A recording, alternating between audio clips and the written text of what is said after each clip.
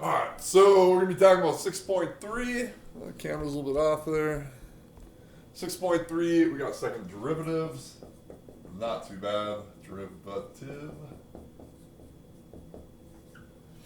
Alright, so to find the second derivative, all you need to do is take the derivative of the first derivative. And that's it. So we'll just practice some. A couple things we want to be talking about is notation, okay? So if you have an original function, okay, we might be talking like function y. Okay, the derivative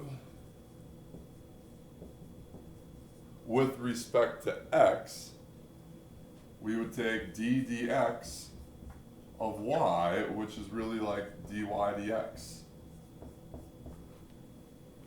Okay, another way that it might look is as y prime. And you guys have seen both of these before. Okay, but if we talk about our second derivative,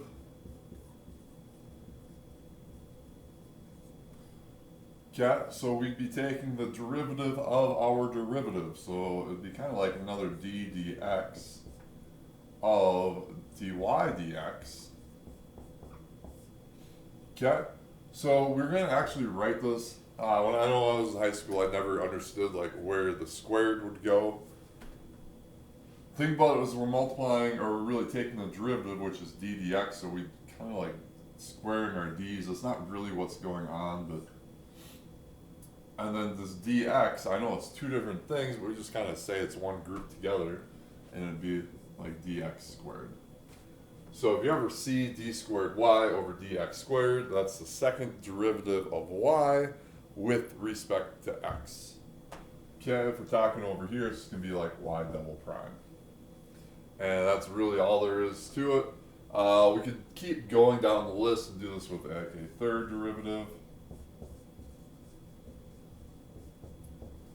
Okay, and all that's going to be is d cubed y over dx cubed. Okay, so that's going to be the third derivative of y with respect to x, or just y triple prime.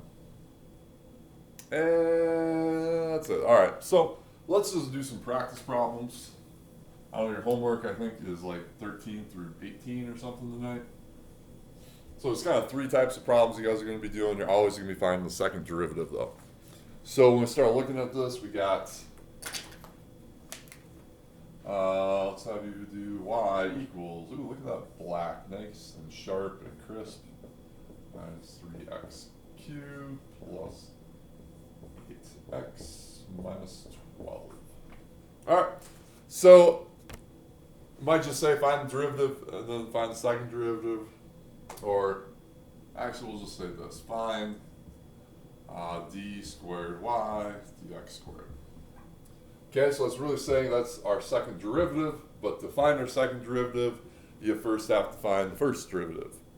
So, the derivative of y with respect to x is going to be dy dx equals, we just bring these numbers out front, so 4 times 5 is going to be 20, x to the third, 3 times negative 3 is going to be negative 9, x squared, 1 times 8 is 8. When you subtract 1 from your exponent, you now have x to the 0, that goes away, and the derivative of a constant is just going to be 0. Sweet, that was our first derivative. Let's find the second derivative, d squared y over dx squared. 3 times 20 is 60, x to the second. 2 times negative 9 is going to be negative 18, x. And the derivative of a constant is going to be 0, so that's all done. That's all you got to do. Next are going to be a little bit trickier, just basically due to the algebra, but the idea of finding the second derivative is all that you just got to find the derivative of your derivative. Okay. Yeah, let's check out. Ooh, this looks like it could be fun. Y equals 4x minus 3 all to the 6. Okay, here I'm going to tell you to find y double prime. Prime time. Alright, so we first got to find y prime, so the derivative with respect derivative of y with respect to x. So here we've got the chain rule. Okay, understand we have a function inside of a function. So I'm going to bring that 6 out front. I subtract 1 from my exponent. Okay, now remember the inside part stays the same, and then we're going to multiply by the derivative of the inside. So the derivative right there is still the same, it's 4x minus 3, times the derivative of the inside, so the derivative of 4x is just going to be 4. Derivative of negative 3 is 0, so we don't need to worry about that. You don't need to have it in parentheses because there's no addition going on that we need to multiply it all by. I'm going to clean this up before I go ahead and find the second derivative though. So 4 times 6 is going to be 24. We got 4x minus 3 all to the 5th power. Okay, so y double prime is going to equal, well, this is like a coefficient. It's just going to hang out front there. Okay, function inside of a function, so I'm going to bring my 5 out front. I'm going to do actually 24 times 5, which is going to be 120. Okay, I'm just going to combine those 24 times 5. I subtract 1 from my exponents. Remember, your inside will stay the same. Times the derivative of the inside, so make sure you don't forget that. Okay, it's definitely easy to forget, especially when you're first learning all this calculus stuff. Okay, so the derivative of 4x was just 4. Derivative of negative 3 is going to be 0. And then we just want you to clean this up. Y double prime. 4 times 120 is going to be 480. 4x minus 3 all to the 4th power. Woohoo! One more problem. This one's going to be by far the worst of them with the algebra. Alright.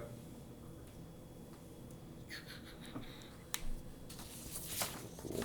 Oh, that'll be good. So let's say we got y equals 1 over x squared minus x. Alright, so we want to find the second derivative here. So we'll just say find y double prime. So guys, whatever notation it asks you to find it in, use that notation the whole time. Okay, so like if it says find y double prime, don't be using dy dx's over here. Okay, just use y prime and then y double prime. And vice versa. So if it said find dy dx, don't be talking about y prime as your answer. So there's a couple of different ways we could do this. This is quotient rule, right? We have a top, we got a bottom, so you could do low d high, derivative, yeah, let's do it that way. Let's do quotient rule, so let's find y prime. Low d high. So we got the low part, x squared minus x, d high. The derivative of the top. So the derivative of 1 is actually going to be 0. Okay, so what's going to happen is that whole thing's just going to go away. Low d high minus high d low. So the derivative of the denominator is going to be 2x minus 1. All over the square below. So x squared minus x all squared. Okay, we can just kind of clean this up. Like I said, that first part went away because anything times 0 is 0. Here I've got negative 1. I'm just going to distribute that in. So we get y prime is going to equal 1 minus 2x all over x squared minus x squared. I'm just going to jump back here and show you a different way you could have done this. Isn't this all to the first power? Okay, so we could bring it up on top, and now it's to the negative first power. So this would equal x squared minus x to the negative first power, at which point you could then take the derivative of. You would bring your exponent out front, subtract 1 from your exponent, negative 1 minus 1 is going to be a negative 2. Inside stays the same, times the derivative of the inside. So the derivative of x squared minus x is going to be a 2x minus 1. Okay, if you just clean this up, this part goes down to our denominator, right? X squared minus x in our denominator. Then we got negative 1, which we distributed. Okay, and you still get the same exact thing, just two different ways to kind of think about doing it. It'd probably be easiest just to bring it up top if you can. Sweet, so that's going to be y prime, y double prime. Double prime! Okay. Okay. So we got low d high again.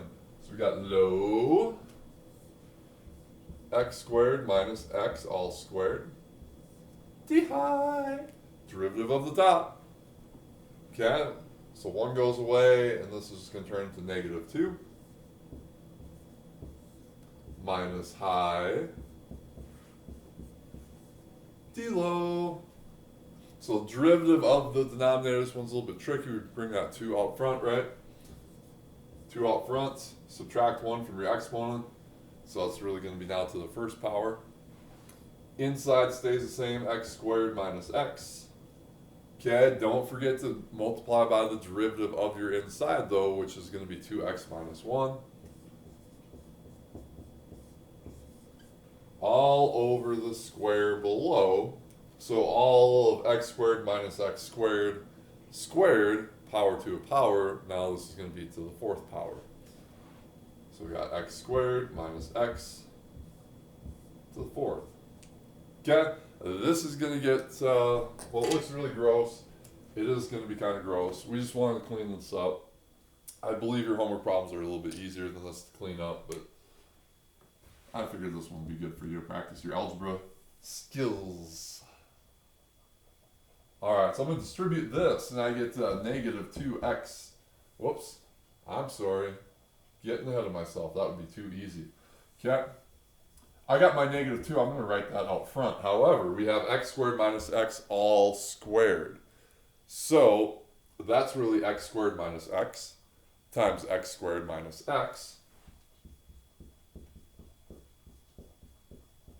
Okay, so I'm going to need to kind of FOIL this. X squared times x squared, we get x to the 4th. Here we get a negative x to the 3rd. And another negative x to the 3rd. Giving us negative 2 x to the 3rds. Negative x times negative x is going to be a positive x squared.